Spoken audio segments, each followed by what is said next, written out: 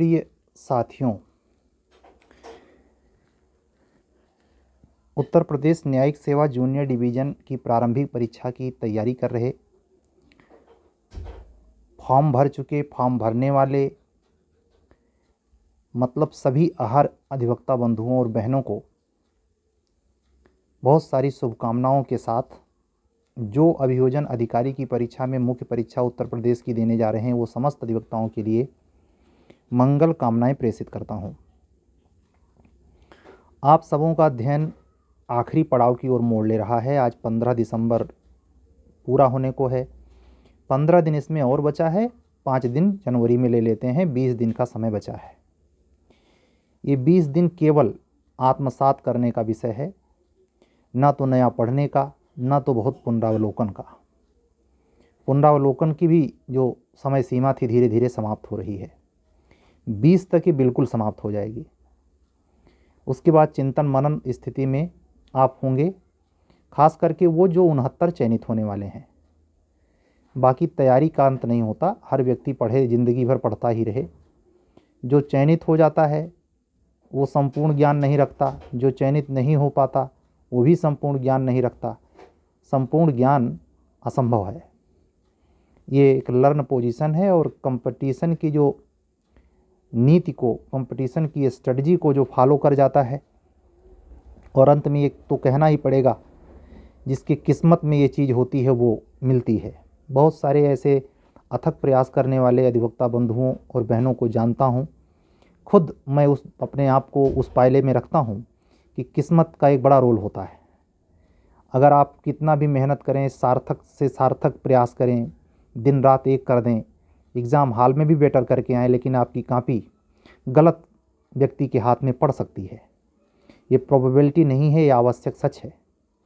खास करके जब किसी संस्था में जो उच्च स्तरीय नियामक संस्थाएं हैं, जो उनका ऊपर न्याय का बोझा है, न्याय की जिम्मेवारी है, बोझा शब्द कहना ठीक नहीं, वो अगर अन्याय के दलदल में धंसे पड़े हों और अन्याय करते हुए उनको डर ना लगता हो, तब तो बात ये निरा प्रकट सच के सिवाय और कुछ नहीं रह जाती। और इससे हर वो व्यक्ति परेशान होता है, त्रासदी झेलता है, जो ईमानदारी से कुछ पाना चाहता है। अक्सर इसकी मार वो आम किसान या आम गरीब के बच्चे या उच्च वर्गीय धनी परिवार का भी वो बच्चा जो इस तरीके के षड्यंत्र में साझीदार नहीं है, मेहनती है, प्रतिभावान है, शिकार बनता है। आप जानते हैं जिस तरीके का माहौल न्यायिक सेवा में इस समय चल रहा है, कार्यपालिका अपने हिसाब से न्यायपालिका में नियुक्ति करने के लिए वो पिछले करीब 2015-16 से परेशान है, लेकिन न्यायपालिका अपने नियुक्ति प्रक्रिया में कोई हस्तक्षेप पसंद नहीं करना चाह रही है। ये प्रत्यक्ष खींचातानी रोज़ पेपर में, स्तंभों में, लेखों में, टीवी मीडिया पर, ट्विटर अकाउंट पर, आप तमाम लेखों में, प्रतिक्रियाओं में आप देख रहे हैं। ऐसे में एक तरफा ये कहना कि सब कुछ आदर्शात्मक है, ईमानदारी से पढ़ लेने मात्र से, बहुत मेहनत कर लेने मात्र से जो सारी चीज़ें कोचर बताता है, एक आइडियोलॉजी जो सिखाता है, उसके ही अंतर्गत सब कुछ है, ऐसा मान के मत चलें। एग्ज़ाम आप निर्द्वंद दिमाग से दें, परमात्मा पे छोड़ें। हमारा तो अपने जीवन का अनुभव हम आपको शेयर करेंगे। हमने ये पाया है कि ईमानदारी से आप कर दीजिए, करना आपके हाथ में है, देना परमात्मा के हाथ में है।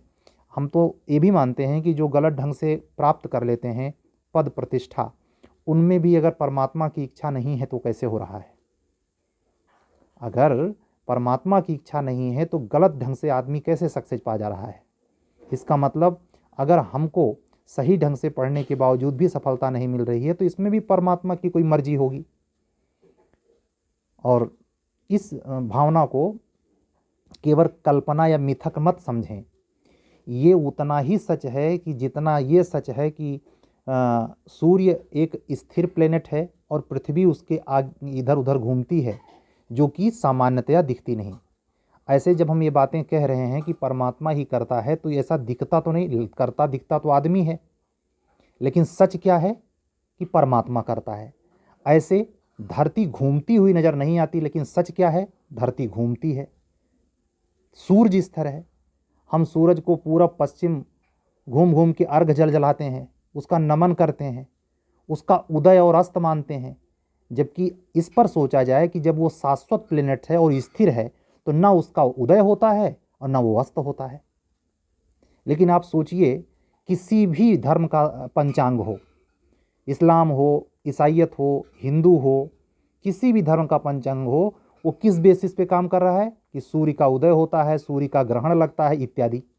जबकि इसके उलट असली सच क्या है? सूर्य स्थिर प्लेनेट है, उसके चारों तरफ ब्रह्मांडीय पिंड चक्कर लगा रहे हैं, उसमें एक पृथ्वी भी है।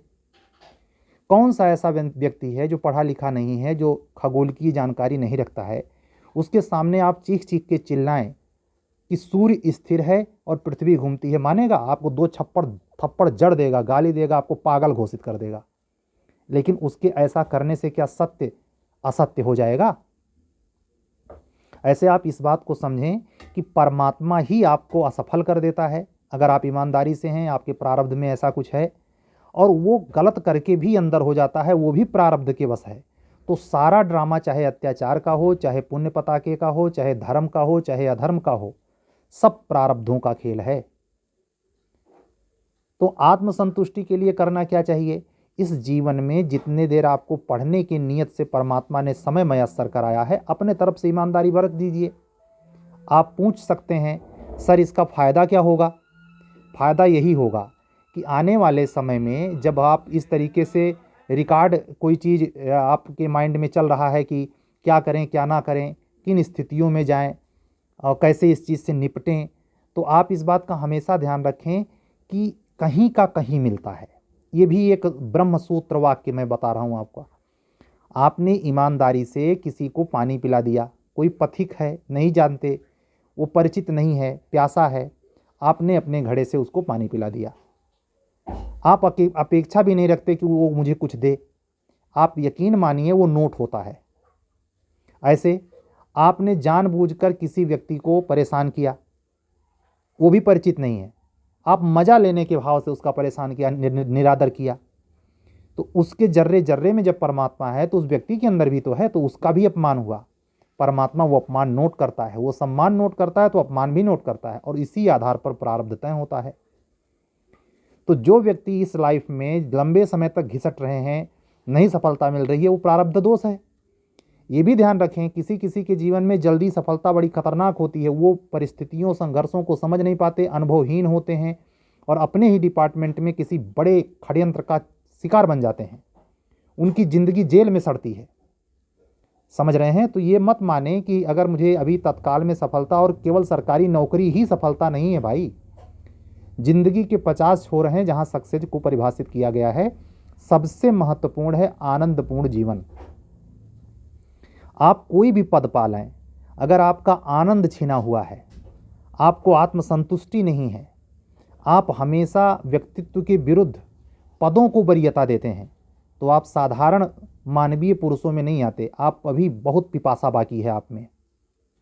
कोशिश शिक्षा का ये होना चाहिए, जो भी हम लॉ पढ़ रहे हैं, समाज शास्त्र, आर्ट, साइंस है, उससे इस बात में आत्मबल विकसित करें कि किसी भी परिस्थिति में हमें निराश नहीं होना है। करता सब परमात्मा है, करवाता मुझसे है। हम सकारात्मक करेंगे, हम किसी का मन वचन कर्म से नुकसान नहीं पहुंचाएंगे जितना हो सकता है। तो ये आपको एक सेटिस्फेक्शन देगा। पेपर कैसा हो कैसा नहीं हो, वो इतना आपके ऊपर हावी नहीं हो जाएगा कि आपकी ज़िंदगी के लिए खतरा पैदा कर दे, या आपको इतना डिप्रेस कर दे कि आप मेंटल डिसऑर्डर के शिकार हो जाएं, है ना। तो अभी से उसके लिए मनोविज्ञान ये कहता है कि आप जरूर अध्ययन क्षेत्र में हैं, दिनों रात एक करके पढ़ रहे हैं। काफ़ी हमसे जुड़ने वाले अधिवक्ता बंधु और बहन ऐसे हैं जो आखिरी एज में चल रहे हैं, वो चाहते हैं इस बार हो ही जाए। ये आखिरी सच नहीं है, आपके कंट्रोल में रिजल्ट नहीं है। एक तरफ तो भ्रष्टाचार, दूसरे तरफ परमात्मा की मर्जी, आपकी कोई न चलती। समझ रहे हैं? तो उस पर आपका ध्यान बना होना चाहिए। इससे आपको रिजल्ट के निगेटिव होने या पॉजिटिव होने की स्थिति में ना तो पागलपन होगा और ना ही निराशा आएगी। पागलपन होने का मतलब, कुछ लोग ये रिजल्ट में अगर पहले ही चांस में निकाल लेंगे तो उनके कंट्रोल की सीमा नहीं होती। अपना नाम पेपर में हेडलाइन में छपे, इसके लिए वो पगला जाते हैं, और जब ड्यूटी में आते हैं तो वो सबसे कमज़ोर और निकम्मे साबित होते हैं। समझ रहे हैं? तो इन सब चीज़ों पे नियंत्रण परमात्मा की मर्जी और खुद के विवेक के जागृत होने से होता है। खुद का विवेक जागृत कैसे होगा? जब आप इन तरीके की बातों से या इन तरीके की अवधारणाओं से युक्त होंगे। ठीक है, तो आज की बातें बस यहीं तक। हमारे यूट्यूब चैनल पर जो मैंने कल डिक्लेरेशन किया कि प्री कम मेंस के लिए मैंने एक बैच आज से स्टार्ट किया है, उसकी क्लासेस धीरे धीरे करके रिकॉर्ड हो रही हैं और उसमें जो बच्चे जुड़ रहे हैं। आपको भी अगर जुड़ना है तो आप हमारे इस व्हाट्सअप नंबर पर मैसेज करके आप संपर्क कर सकते हैं। ध्यान रखिएगा, ये केवल प्री के लिए मैं क्लास नहीं दे रहा हूँ, ये प्री कम मेंस है। मेरी कोई ऐसी योजना नहीं है कि प्रारंभिक परीक्षा स्तर पर हम आपको जूरिस्प्रूडेंस, CRPC जैसे अन्य संस्थाएं, मेरे पास इतना वक्त नहीं है। हमारा भी अपना एक ड्यूरेशन कैरियर साथ साथ है, तो उसको लेकर के मुझे चलना है। मेंस के थ्रू आउट ये पेपर जो आपको नए रूप से हैं, ये आपको कहीं सोर्सेज में एकदम बिल्कुल नवीन ही मिल पाएंगे, पुराने तौर पे ये नहीं है। इसीलिए मैंने ये बीड़ा भी उठाया है। अन्यथा मैंने शुरू से कहा था कि मुख्य परीक्षा की दृष्टि से केवल लोकल और माइनर लॉ 2 कवर कराऊंगा। लोकल और माइनर लॉ, लोकल और माइनर लॉ में जो भी चीज़ें आप जैसे पंचायती राज हुआ, नगर निगम हुआ, नगर पालिका एक्ट हुआ, ये सारी चीज़ें लोकल में हैं। माइनर में पार्टनरशिप हुआ, इजमेंट्री राइट हुआ, इसको मेंस स्तर पर, मेंस स्तर पर और प्री मेंस स्तर पर इसलिए क्योंकि HJS में ये दोनों साथ साथ हैं, वहाँ प्री में भी क्वेश्चन पूछा जाता है। इसलिए मैं दोनों प्रश्नों के उत्तर के लिए, दोनों माइनर और लोकल के लिए मैं पहले से सहमत था, लेकिन अचानक प्रारंभिक परीक्षा में ये 9 एक्ट आ गए, तो मेरी मजबूरी हो गई कि 9 एक्ट को प्री कम मेंस, उसकी मेंस में उसको देखना ही है, तो प्री कम मेंस यहीं ख़त्म कर दें। आपको इतना समय नहीं मिलेगा। एक अपुष्टकारी सूचना है, कहीं कमीशन ऐसा तो नहीं है कि बहुत अर्ली आपका प्री ले ले। हालांकि ये अपुष्ट है, इसको सच मत मानिएगा, लेकिन सूचना ऐसी है। शायद आप लोग के पास अगर पुराना कैलेंडर हो, जरा देखना, उसमें क्या 12 फरवरी की डेट खाली है? कहीं ऐसा तो नहीं कि 12 फरवरी को आप लोगों का प्री ले ले। तो थोड़ा सतर्क रहिएगा, प्री भी चुनौती है। 1/3 का माइनस मार्किंग और ये नए पेपर, मारामारी बहुत ज़्यादा है। लगभग 3000 से कुछ लड़के, 3030 या 3100 लड़के हैं मेंस लिखेंगे। उसमें अपना नाम लिखवाने के लिए बिल्कुल सिंसियर रहिए। आप APO का मेंस दे रहे हैं तो भी एक दिमाग वहाँ लगाए रखिए। ये मैंने इसलिए आपको कहा हूँ कि कुछ जानकारी मुझे ऐसी आई है कि शायद कमीशन इस पर विचार कर रहा है कि बहुत ही अर्ली, यानी 12 फरवरी को प्री करवा ले। ऐसा पॉसिबल दिखता भी है, क्योंकि अगर वो 10 जनवरी को फार्म भरवा ले रहा है तो 1 महीना उसको मिल रहा है। क्या करना है उसको? डाटा खींच करके प्रवेश पत्र दे देना है, आइए एग्जाम दीजिए। तो एक माइंड में रखिएगा, ये आज की सूचना है, मैं डाल दे रहा हूं दिमाग में। आप जरा पहले ये देख लीजिएगा कि क्या कैलेंडर में 12 फरवरी खाली है पुराने वाले में। वैसे वो 10 जनवरी के आसपास, 10 से 15 जनवरी के आसपास तो नोटिस जारी ही कर देगा कमीशन कब वो प्री ले रहा है। पक्का यकीन मानिए, चाहे कैलेंडर के द्वारा चाहे अतिरिक्त नोटिस के द्वारा। ठीक है, तो अगर आप हमारे चैनल पे नए हैं, आप हमसे लोकल माइनर एक्ट और ये जो नए GK के 9 एक्ट, इसका प्री कम मेंस पढ़ना चाहते हैं तो आप हमसे संपर्क कर सकते हैं। हमारा व्हाट्सअप नंबर बगल में लिखा हुआ है 7705090393। हम आपसे कल भी रेगुलर वीडियो के साथ फिर मिलेंगे, तब तक के लिए विदा दीजिए। सत्यमेव जयते, सबका अभिवादन।